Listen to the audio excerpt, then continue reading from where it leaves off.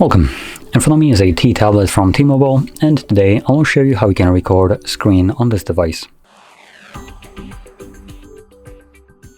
So to get started, pull down your notifications by swiping down from the top of your screen, and then somewhere here you'll find screen recorder. It might be on the second page, so you might need to swipe to the left, and that's where the toggle is located for me. Once you see it, you can simply tap on it. It will bring up this overlay right here, letting you choose what kind of audio will be recorded. Then you have a couple options. Under the drop-down, you have device, microphone, or both. And obviously, if this is turned off, it's not going to record any audio.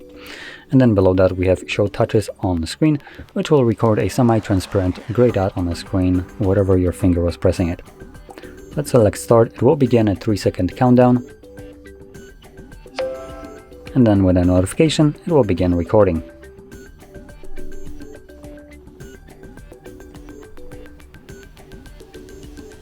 Now obviously you can open up applications from here. Probably not the best pick right here, what I have selected. Come on. There we go. Now once you're done recording, pull down your notifications again and select stop. This will automatically save your screen recording to your Photos application.